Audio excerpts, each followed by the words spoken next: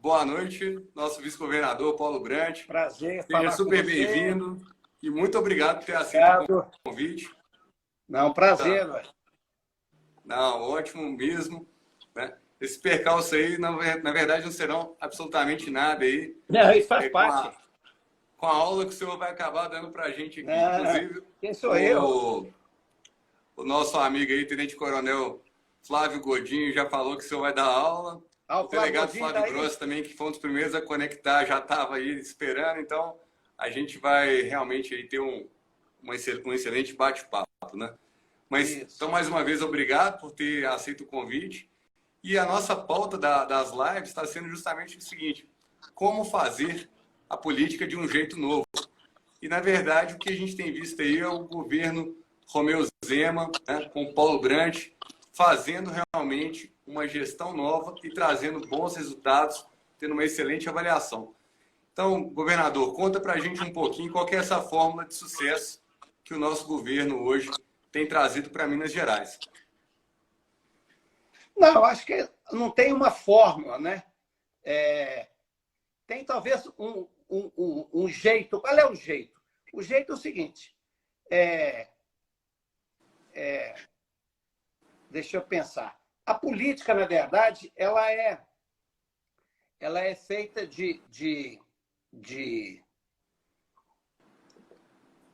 ela tem que ser feita com ideias. Quer dizer, quando o governo assumiu,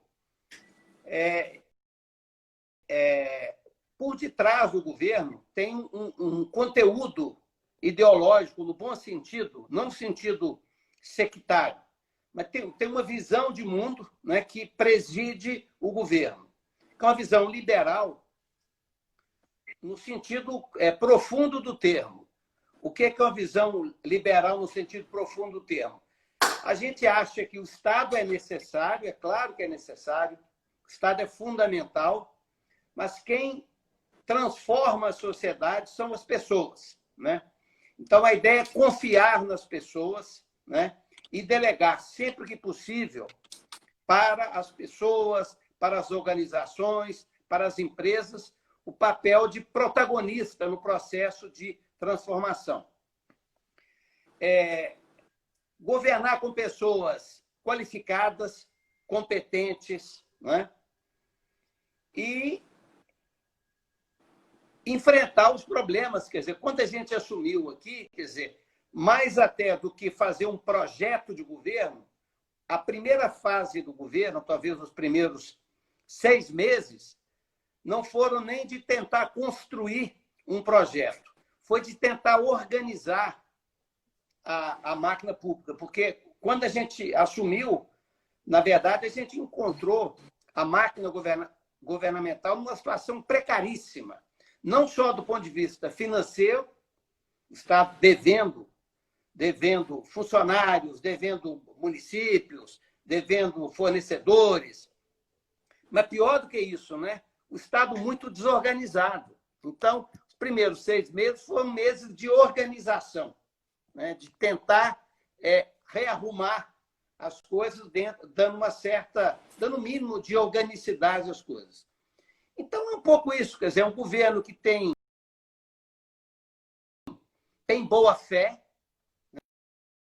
é uma coisa...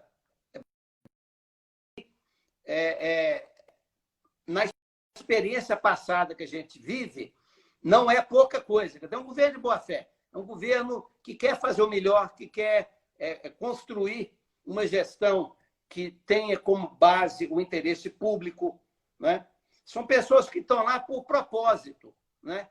E aí eu aproveito até para saudar, né, a participação do Braulio na política, porque a gente tem que resgatar a política. A política, infelizmente, ela tem sido considerada como uma atividade menor, uma atividade marcada, né, pela corrupção, pela irracionalidade. E, infelizmente, apesar de que em várias situações esse é o caso, a política é um espaço nobre de transformação da sociedade. E, para o homem decente, o homem digno, trabalhar na política tem um custo pessoal muito alto, que só se justifica pelo propósito. Se o propósito existe, a gente enfrenta esse custo, né?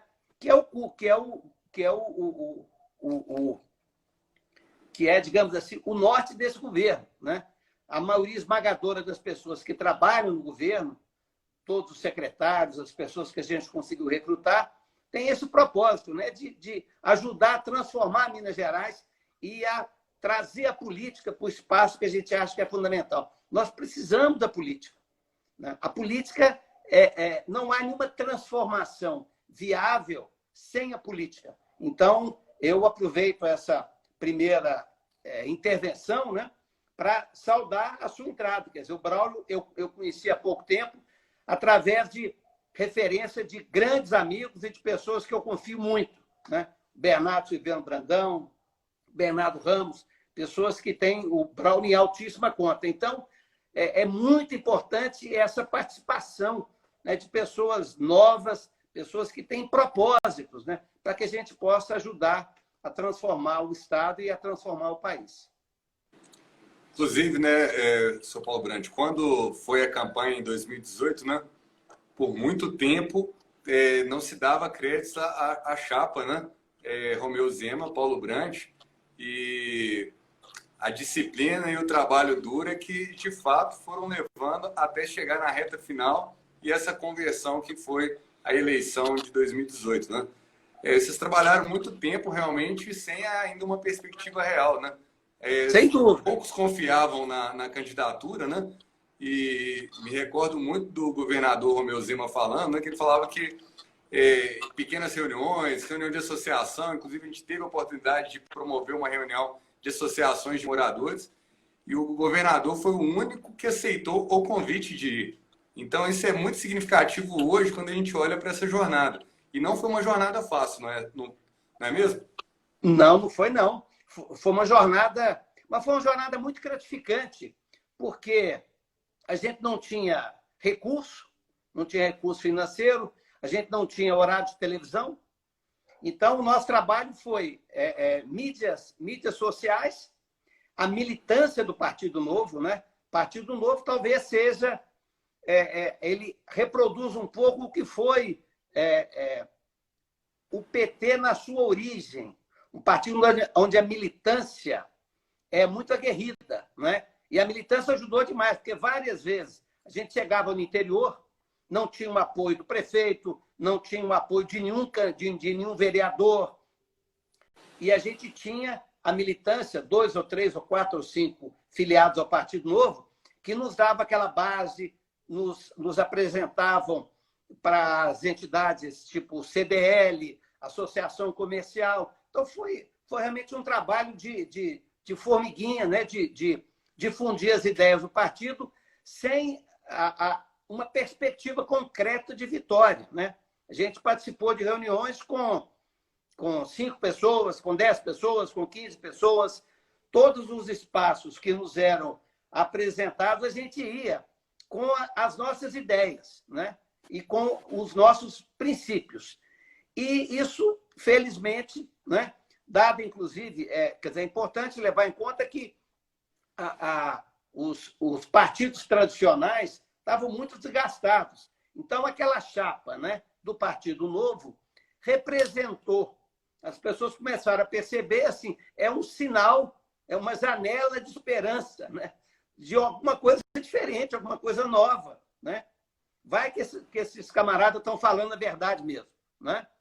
Então, foi um processo, né? E foi no crescendo, até que talvez nas últimas 2 semanas, a gente começou a perceber, né, que a coisa estava pegando mesmo, né? E a gente, sendo muito sincero, a gente ficou muito assustado, porque eu vou dar até um depoimento aqui interessante. Quando a gente ganhou o primeiro turno e foi para o segundo turno, nós fomos para uma reunião na segunda-feira, porque o primeiro turno a gente gastou muito pouco, porque eu ia no meu carro, Romeu no carro dele, e a gente não tinha muita despesa.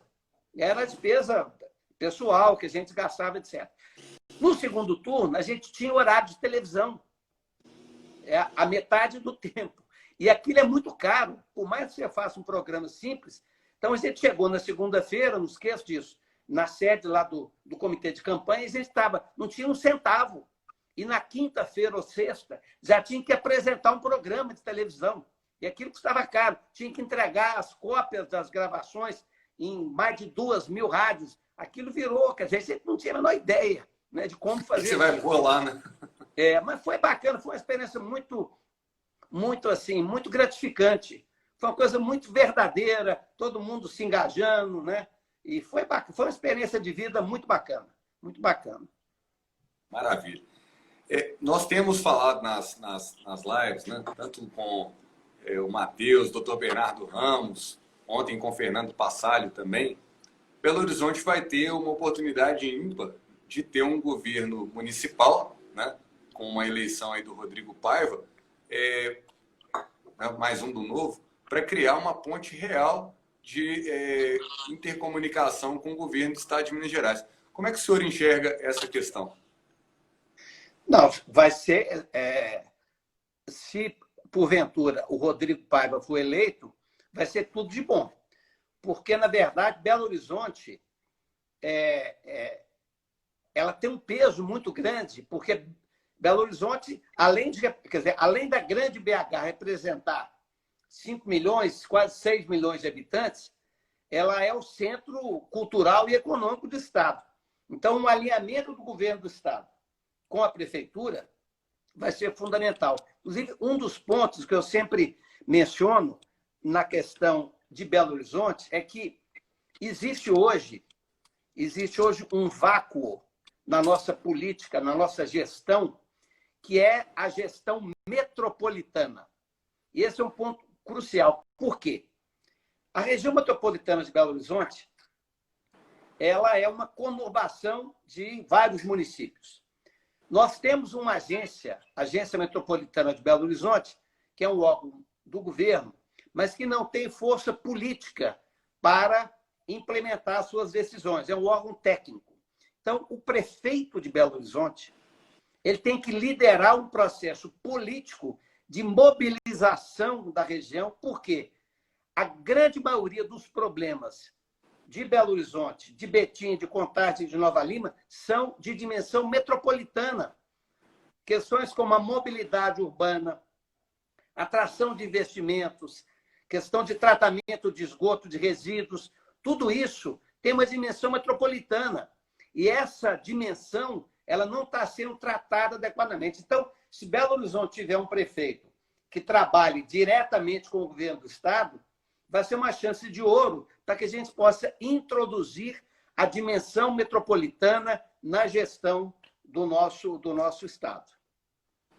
Até porque grandes investimentos ou, digamos, investimentos de maior porte, né, eles precisam de uma articulação que vai formar, às vezes, um tripé entre governo federal, estadual e municipal. Né? Esse alinhamento ele é fundamental. Né? Afinal de contas, o que a gente precisa é de atitudes eficazes e governo eficiente. Né? Ou seja, fazer mais com menos. E a gente, às vezes, perde muita energia nessa conexão falha que existe entre determinadas prefeituras e o governo do Estado. Né? A gente não precisa entrar em detalhes, mas a gente sabe que podia ser uma coisa mais fluida, né? Do que o que a gente observa hoje. Não há dúvida, né, Paulo? Muito mais.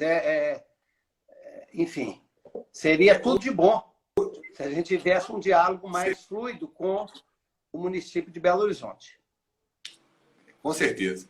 Mas passando por uma linha assim da gente pensar na perspectiva de futuro, né?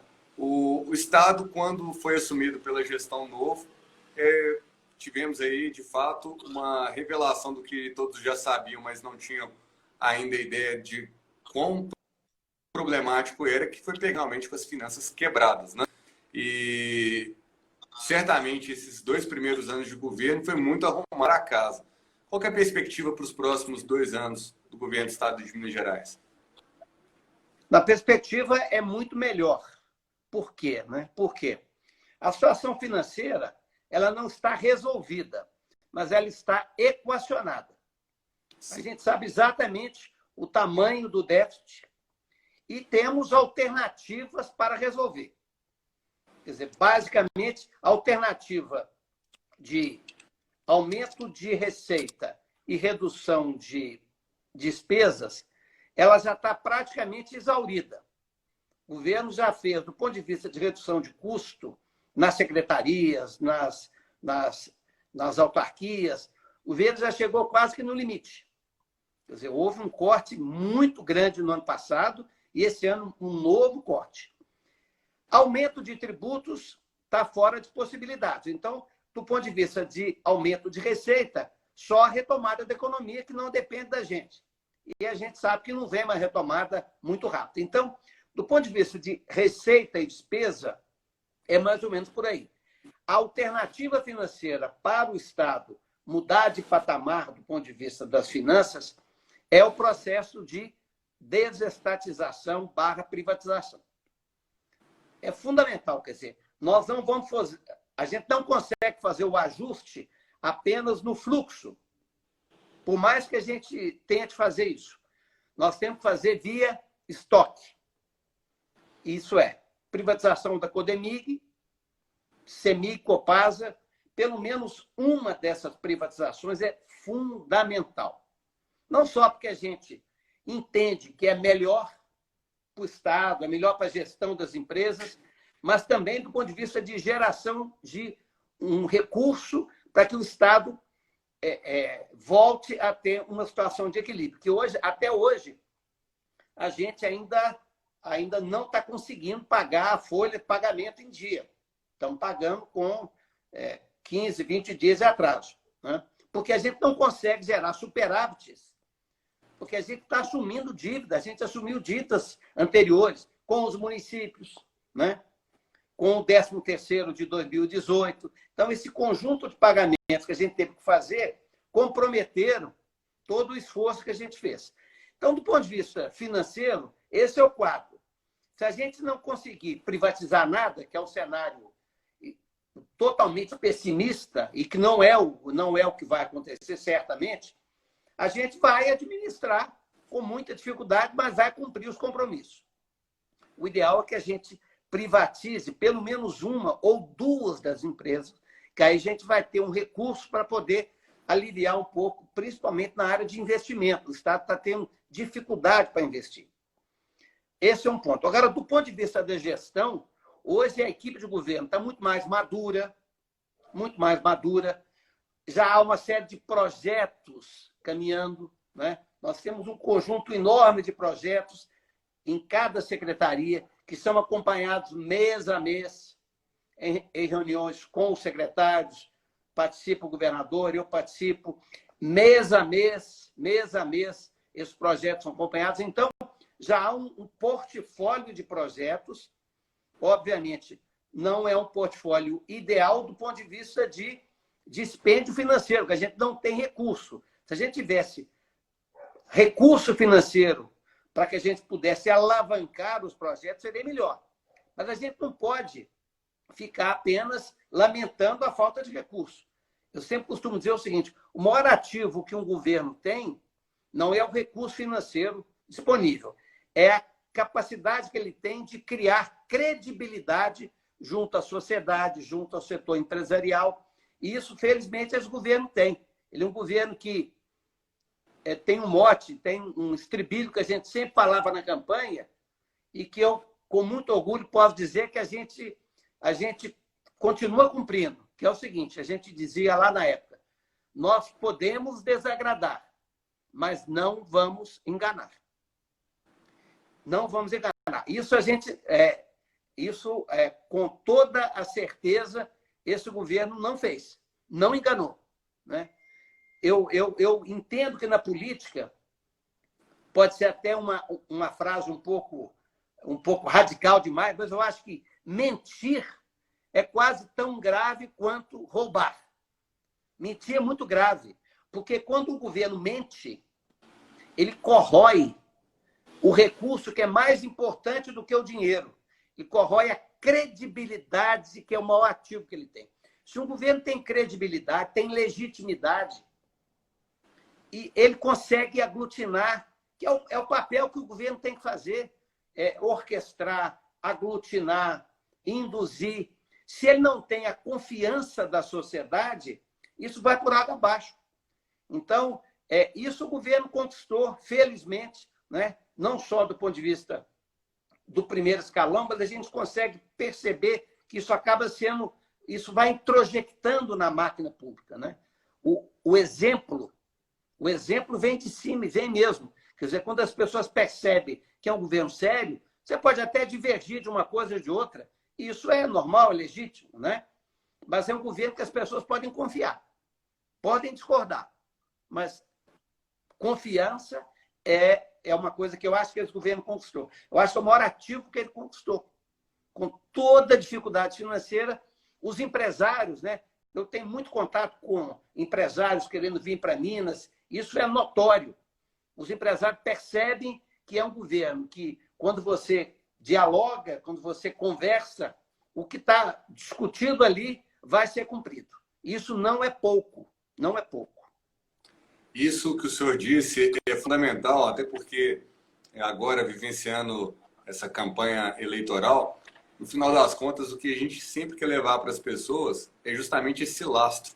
É o lastro de credibilidade, é o lastro de confiabilidade, porque quando você chega no... Eu acredito, né, que quando você chega numa exposição pública muito grande, o que te sustenta é justamente a confiança. As pessoas querem confiar e precisam de ter esse lastro, né, para depositar mais investimentos, mais ações coletivas e assim sucessivamente. Então, realmente, essa palavra ela é muito forte, muito importante, seja no nível que for, né? Seja numa ação de uma associação de comunitária, seja na sua família, que é a base da sociedade, seja no governo do Estado, seja na presidência da República. A gente precisa de ter esse laço de confiança para que as coisas possam caminhar. Sem a menor sombra de dúvidas, ouvir isso do senhor também é muito importante, porque na política a gente não pode falar em consenso em todas as ocasiões. Não tem jeito. Você vai ter pontos de vista, você tem que ter a maturidade de dialogar, né? Ouvir os lados, mas saber também que determinadas convicções, determinados planejamentos, eles têm que seguir adiante, até porque tem muita gente histérica nesse meio, que às vezes, na verdade, quer mais a confusão do que um raciocínio lógico de como as coisas devem caminhar, né? Sem dúvida. Bem, eu quero até fazer um apanhado aqui. Várias pessoas, o delegado Flávio Grossi colocou aqui justamente que o Estado tem que se concentrar em segurança, saúde e educação. A privatização ela é muito questionada quando as pessoas acham que essas empresas geram muitos dividendos ao Estado. Infelizmente, o que a gente vê é que existem empresas estatais eficientes, mas numa grande maioria, essa eficiência a gente não vê. Muitas são, inclusive, deficitárias. Quando se fala em vender um ativo, muita gente já começa a questionar como se isso daí fosse, de fato, a galinha dos ovos de ouro. A gente precisa de manter essa bandeira do Partido Novo, que é o quê? De enxugar a máquina estatal. As empresas privadas tendem a entregar melhores resultados do que as administrações públicas. O senhor concorda com essa visão? Concordo. E mais, né?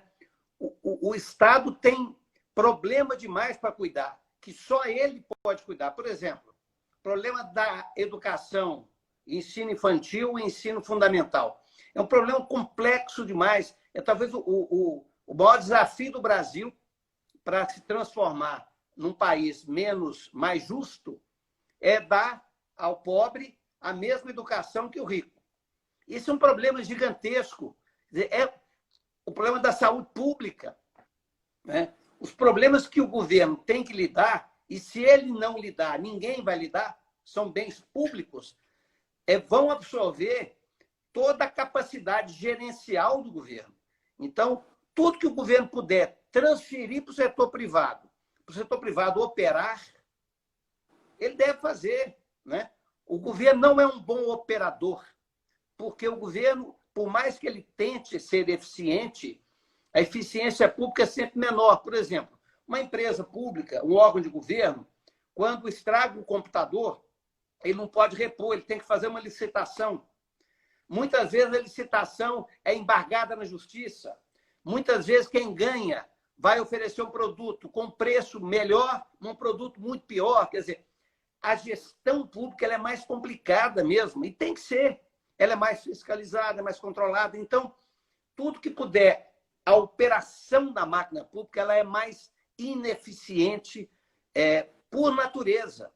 Então, o que o governo puder transferir para o setor privado, ele vai se desobrigar de algumas coisas e vai cuidar de outras. Né? E eu falo, por exemplo, quando o governo, digamos que a gente consiga privatizar a Copasa, a operação da Copasa, isso não significa que o governo não vai cuidar da política de saneamento do governo, do Estado. Quer dizer, o governo não vai operar a Copasa, mas ele vai zelar pelas metas de cumprimento, né, da universalização do saneamento, do abastecimento de água, do tratamento de esgoto. A política pública é do governo, mas a operação, né, uma estrada, né, é muito melhor que o setor privado construa a estrada, gerencie a estrada, e o governo vai exercer o papel de fiscalizar, de controlar, de aferir se o serviço está sendo entregue da maneira que a sociedade merece. Quer dizer, o governo tem muita coisa para fazer, então o governo não precisa de ficar trazendo mais coisas para o seu portfólio de obrigações. Então, a privatização ela tem esse caráter de limpar um pouco a agenda do governo, porque é problema demais. O governo já tem muito problema. Né? Então, se a gente puder transferir para o setor privado, a sociedade vai ganhar. A sociedade vai ganhar. E o fato da empresa ser proprietária, ser propriedade de um investidor privado, não significa que ela continua sendo uma instituição pública, não governamental. Né? Se a CEMIG for vendida, o controle da CEMIG passar para o investidor privado, o serviço de geração, transmissão, distribuição continuarão sendo serviços públicos, não governamentais. Né? Nem sempre o que é público tem que ser governamental. Quer dizer, muitas vezes o serviço público pode ser exercido por uma instituição não governamental. Vou pegar o caso, por exemplo, a Santa Casa de Misericórdia. É uma instituição não governamental, mas pública. Presta um serviço genial, fundamental. Então, a gente tem que perder esse apego. Né? Tudo que o governo puder transferir, né, para a operação privada, a sociedade vai ganhar. Né? Isso, com certeza, as pessoas vão ganhar mais em ter serviços cada vez mais eficientes. Né? E, além dessa pauta da privatização, a pauta também de aumento do mercado concorrencial vai justamente criando um caminho para a gente realmente visualizar cada vez mais o quê? Dentro da perspectiva liberal, um aumento de concorrência, um melhoramento da qualidade dos produtos e diminuição dos preços, que é uma lógica macro, mas é o que vai acontecendo. E quanto mais credibilidade a gente consegue ter nos nossos governos, sejam eles municipal, estadual ou federal, a gente vai atraindo cada vez mais empresas. É como o senhor disse, né? Quantas pessoas estão interessadas em vir para Minas Gerais com vistas ao governo exemplar que está atuando? E assim sucessivamente. Né? E trazendo um pouco a sardinha para o lado municipal, né? A gente precisa de trazer realmente um novo ciclo para Belo Horizonte. Belo Horizonte é uma cidade que está ficando parada no tempo, ela está ficando estagnada. As empresas estão saindo de BH ou indo para o entorno, ou até mesmo indo para outros estados, que é um absurdo. A gente tem um custo de sociedade para formar intelectuais, pessoas capacitadas para produzir, mas na hora que essas pessoas chegam no ponto de produção, os jovens chegam na fase adulta ali, prontos para entrar e serem propulsores do mercado de trabalho, o que a gente vê o quê? Uma evasão da mão de obra qualificada para outros lugares. E isso é um problema sério, que é o problema da educação vista num prisma muito mais macro, né, do que simplesmente ficar discutindo alguns detalhes da operação da educação diariamente, que também é um problema do momento. Né? A pandemia aí trouxe uma série de situações e de reflexões que a gente precisa de ajustar. Mas pensando maior, cada vez que a gente pega, forma pessoas, investe em educação, a gente está deixando de gerar riqueza e renda no nosso quintal, a nossa cidade, no nosso estado. E Belo Horizonte está convivendo com isso já há um tempo, e isso é um problema. E é um problema que tem que ser abordado. Eu diria o seguinte, que a gente tem que saber que o pós-pandemia é o momento de retomada, e a retomada vai ser justamente feita pelo desenvolvimento do trabalho, da renda das pessoas e principalmente ancorado pela boa educação e formação das pessoas. A gente tem que manter essas duas coisas funcionando, e isso não é planejamento de um dia, é planejamento de longo prazo, mas que tem que ser vencido diariamente. Não é isso, Paulo? Sem dúvida. E Belo Horizonte, quer dizer, isso que você falou, tem dados, tem um estudo da McKinsey que mostra isso claramente, como que Minas Gerais, mas Belo Horizonte particularmente, forma pessoas de altíssimo nível, e essas pessoas não conseguem, no mercado de trabalho, uma colocação à altura do seu conhecimento. E vão embora. Nada contra as pessoas saírem, mas elas gostariam de ficar aqui. E Belo Horizonte está sendo incapaz de gerar. Isso é uma derrota para Belo Horizonte. E há um certo preconceito, porque até pouco tempo atrás, como o município de Belo Horizonte é muito pequeno, Belo Horizonte era como se fosse uma cidade inapta a atrair indústrias. Isso não é mais verdade, porque com as novas tecnologias, as indústrias não ocupam grandes áreas e as indústrias não poluem. Então, Belo Horizonte é, sim, uma localização privilegiada para atrair indústrias.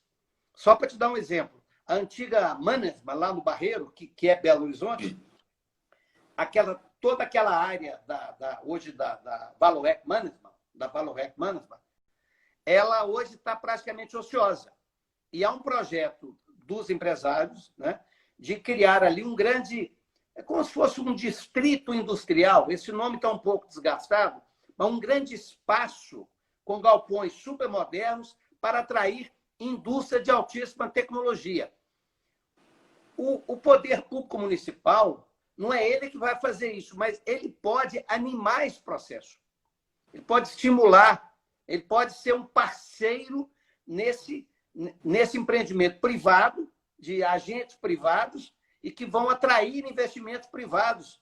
Quer dizer, o poder público ele não deve ser o condutor, o protagonista, mas ele pode exercer um papel importante de induzir, né, de colaborar, de usar a força da política, da credibilidade do representante político, no sentido de motivar o setor privado. O setor privado, ele olha para os governos e quando ele vê governos responsáveis, governos bem-intencionados, governos críveis, isso aumenta o apetite do investidor privado, né? Então, o governo tem um papel importante nesse processo de geração de investimento. Então, Belo Horizonte tem muito espaço para atrair empresas. Outro ponto que a gente tem trabalhado no governo já de maneira bem... Inclusive, governador, só para fazer um adendo rápido aqui, o Paulo Gomit, que está participando conosco, está lembrando, e é importante falar, que esse tema dessa área ali da antiga Mannesmann é um assunto que já passou pelo Conselho Municipal de Políticas Urbanas, teve o apoio da Associação do Bairro Buritis, da qual presido, e nós temos uma representação nesse conselho na cadeira do setor popular. Então, é um projeto que está caminhando e ele é muito importante realmente para a nossa cidade. Muito importante. Fica a contribuição. Tem uma outra vertente que eu acho que é importante para Belo Horizonte, que é o seguinte: a atração de headquarters de grandes empresas. O que acontece? No Brasil, ao contrário, por exemplo, dos Estados Unidos, 80% das empresas brasileiras grandes, a sede é São Paulo. Até alguns anos atrás, isso fazia sentido. Hoje não faz mais sentido. E a gente sabe que na sede da empresa estão aquelas atividades mais nobres, atividades da área financeira, na área de marketing, na área de desenvolvimento científico e tecnológico. Então, Belo Horizonte tem um espaço grande para atrair headquarters de grandes empresas. O custo aqui o custo imobiliário é mais barato, né? Belo Horizonte hoje é uma cidade culturalmente sofisticada, porque as empresas olham muito isso, quer dizer, onde que os meus executivos vão morar. Belo Horizonte é uma cidade hoje que tem bons restaurantes, é uma cidade de qualidade ótima. E aí o papel da Polícia Militar, da Polícia Civil é fundamental, né? A segurança, os índices de segurança de Belo Horizonte estão atingindo padrões internacionais. A região central de Belo Horizonte, isso é pouco dito, os números da Polícia Militar são fantásticos. Os índices de criminalidade, de homicídio, de crime violento estão caindo drasticamente. Isso é fundamental para atrair empresas. Sentir que em Belo Horizonte ela pode andar na rua, que o risco de ter um ato de violência é muito baixo, equivalente a de países. Belo Horizonte tem hoje um índice de homicídio menor que o Washington. Eu fiquei chocado quando eu estava em Washington, vi os dados lá de Washington, falei, Belo Horizonte é menor, muito menor. Então, Belo Horizonte tem... tem um negócio, São Paulo, que vou fazer de novo aqui um adendo, porque, como o senhor sabe, tem uma atuação aí como líder comunitário. Na nossa região aqui, o bairro Buritis, e nós temos um trabalho muito integrado com as forças policiais, não só a Polícia Militar, como Polícia Civil, redes de vizinhos protegidos, enfim, todas essas ferramentas comunitárias que a gente pode fazer para fomentar a segurança pública, nós não só fazemos, como praticamos, e hoje a gente colhe realmente exatamente esse benefício, que são índices de criminalidade muito abaixo do que a média da cidade, e isso só é possível com a integração da comunidade com a polícia. Então, eu saldo aí que o delegado Flávio Grosso está acompanhando, o tenente-coronel Godinho, que foi o precursor aqui dentro desse tipo de trabalho, mas hoje aí outras pessoas estão na linha de frente na Polícia Militar, Major Rezende, e, enfim, todos os agentes públicos, porque é um trabalho a quatro mãos, e o ponto positivo é justamente que as pessoas começam a buscar a própria localidade, a cidade, enfim, é sempre um círculo virtuoso de crescimento quando você consegue ajustar bem esses indicadores. Sem dúvida. Um dos pontos digamos, da agenda liberal que eu acho mais fantástico e que talvez é pouco enfatizado é o ponto em que, para um liberal, o Estado é importante, mas a solução desses problemas passa pela comunidade também. Quer dizer, o problema da segurança não é só da polícia. É da polícia militar, é da polícia civil, é do sistema prisional, é do judiciário, é do Estado. Mas é da comunidade. A comunidade não pode colocar isso apenas na conta dos governos. Os governos podem muito, mas não podem tudo. Então, uma sociedade liberal, na minha concepção, é uma sociedade onde o governo ele é forte, não grande. O governo é forte e o governo interage com a sociedade e cria mecanismo de cooperação com a sociedade para a solução dos problemas complexos que toda a sociedade tem. Isso vale para a área da segurança, vale para a área da saúde. O governo sozinho não resolve nada. Por mais que você esforce, né? A sociedade tem que participar. Ela tem que entrar junto com o governo, né? Isso é fundamental e eu acredito muito nisso, porque um dos nossos motes de campanha é justamente levar todas as boas práticas que a gente observou e observa no dia a dia aqui desse contato com o morador, com a comunidade. Todas as boas práticas têm que ser disseminadas para a gente ter uma cidade melhor. Ou seja, conseguir ir replicando os bons padrões, mais gente se engajando, porque automaticamente você começa a ter o todo melhor do que a parte. Ou seja, levar adiante realmente toda essa positividade aí das boas ações. Sejam ações na esfera pública, sejam na esfera do terceiro setor, sejam nas boas iniciativas privadas, né? A gente com certeza vai ter que semear bastante para colher bons frutos no futuro. Com certeza. É isso aí. Pessoal, eu queria comentar com vocês também. Eu tive a oportunidade de conversar com o nosso vice-governador um pouco antes, e fiquei sabendo e fiquei muito satisfeito disso, que o Paulo Brandt também é especialista na área de pesquisa operacional. Eu achei super interessante, que é um negócio muito específico, e eu também tive a oportunidade de aprofundar muito quando eu estava no mestrado, e acabei descobrindo que alguns professores muito relevantes para mim, que foram muito importantes na minha trajetória acadêmica, também foram alguns professores, eu acho que orientadores também do Paulo, mas foram muitos colegas de trabalho também, né, Paulo? Você teve uma atuação grande lá no Departamento de Ciência da Computação. Ciência da Computação. Da UFMG, não é isso mesmo? Isso.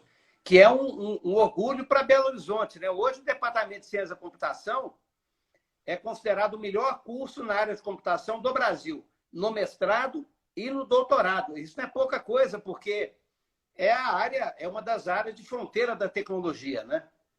E eu tive o prazer de trabalhar alguns anos lá, e quase que eu entrei nessa área, porque é uma área, ela é muito gratificante, né? É muito bom trabalhar nessa área, né? Quase que vicia a gente, né? Eu quase que fui um profissional da área de matemática, de otimização, estava indo para a França. A vida é meio imprevisto mesmo, né? Aí, por acaso, eu acabei não indo para a França e acabei ficando aqui. Não, muito interessante. Inclusive, eu aproveito aqui para mandar um abraço especial para o professor Geraldo Robson, que foi meu orientador. Grande amigo. Geraldo Robson é uma pessoa que, para mim, tem uma importância muito grande na minha carreira acadêmica, e às vezes não dá nem tempo de encontrar com ele, mas é uma pessoa que está sempre aqui no meu pensamento, porque foi muito importante para mim toda essa visão de otimização, de computação, e que, apesar de eu não usar também de forma aplicada no meu dia a dia profissional, mas certamente me ajuda e embasa muito na minha tomada de decisão, seja na linha executiva, seja na linha aí, comunitária, que eu venho atuando também. Então, fica um abraço aí para o professor Geraldo Robson, que é uma referência hoje na linha computacional e na linha de pesquisa operacional. Você conheceu o professor Geraldo Robson, não conheceu? Demais, demais. O Robson foi meu colega. A gente chegou praticamente junto lá na UFMG. Né? E numa época um pouco de desbravamento, né? A gente estava desbravando essa área, todo mundo aprendendo junto. Né? E falando nessa questão do DCC, né? Já que a gente está falando do jeito de mudar a política, eu acho que a política, de uma forma geral, ela tem que interagir mais com a academia, com a ciência e a tecnologia. Eu acho que há um gap entre a política e os avanços na área do conhecimento, e isso empobrece a política. Quer dizer, para a gente melhorar a política, em termos de avaliar projetos alternativos, escolher os melhores projetos alternativos, claro que a gente não vai fazer um modelo de pesquisa operacional e otimizar, mas conhecer profundamente as diversas áreas científicas. E o Brasil tem área de fronteira. Minas Gerais tem profissionais de altíssimo nível. Eu acho que a gente subestima essa interação. Eu acho que o governo tem que estreitar muito o contato com a academia, com as universidades, com o centro de pesquisa, que isso vai dar um upgrade na política do nosso Estado. E tem um exemplo bacana disso, que é justamente a própria BH-Trans, e essa ideia eu já coloquei pessoalmente para o presidente Célio Bousada, mas vejo que há uma dificuldade muito grande de criar esses espaços, e é preciso dar foco nisso, que é justamente o seguinte, de permitir a comunidade acadêmica se aproximar mais e ir fomentando os próprios modelos de otimização e os modelos de simulação relativos ao trânsito. Então, por exemplo, bairro Buritis.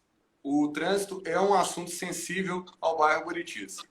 Quando você fala em qualquer tipo de intervenção do microtrânsito, que seriam alguns cruzamentos específicos, mas que não vão impactar no fluxo da cidade como um todo, ou seja, é uma coisa muito regionalizada, a BH Trans não abre os modelos de simulação para que o próprio munícipe comece a gerar novas possibilidades de solução. Então, o que acontece? Fica tudo muito fechado na Megatrans. O próprio prefeito, na época da campanha, lá atrás, em 2016, falou da caixa preta da Megatrans, né? Infelizmente, a Megatrans ainda tem algumas caixas pretas, e entre elas, as próprias caixas dos modelos matemáticos de simulação, que poderiam muito bem ser compartilhados com a comunidade acadêmica de um modo geral, permitindo assim que os alunos, os professores, fizessem pesquisas em cima de cenários reais, né? E, eventualmente, inclusive, usando a própria capacidade computacional que já tem instalada dentro da Megatrans, mas que não é utilizada 24 horas. Quantos trabalhos no mestrado de computação que eu tive que logar no servidor 2 horas da manhã para poder rodar um processo de testes? Por que os softwares de simulação da Megatrans não podem ficar disponíveis durante a madrugada para que as universidades façam testes de simulação? Então, isso aí são pequenas articulações que, uma vez que você vai tirando esses obstáculos do caminho, você começa a criar mais conhecimento, criar novas soluções e permitir que boas ideias surjam, né? E se for boa mesmo, põe para rodar, põe para executar. Então, esse é um exemplo, Paulo Brandt, que a gente tem que fomentar. Eu acredito que talvez no estado de Minas Gerais tenham outras situações, mas é um caso da nossa área de otimização, né? Que é a questão da simulação. Caso, que a gente precisa de que colocar para funcionar. Exatamente. Tem um então, grande, Paulo, um grande professor lá do... Tem um grande professor lá do DCC, tem um grande professor do DCC, chama Virgílio Almeida. Grande professor.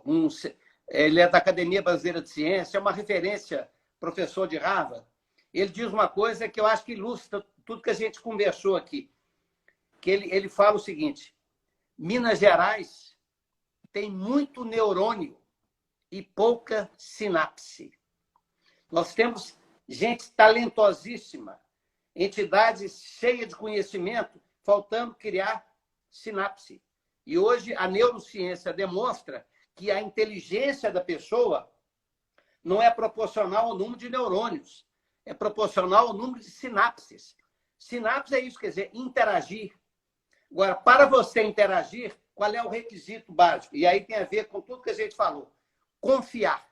Se você não confia, a relação fica completamente prejudicada.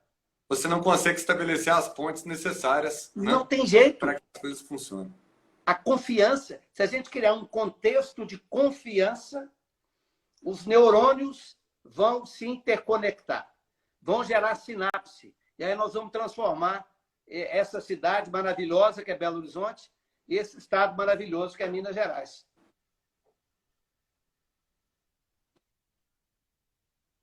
A sua presença, sua disponibilidade para esse bate-papo hoje aqui. Vou te passar a bola, então, para o encaminhamento final da nossa live, da nossa transmissão.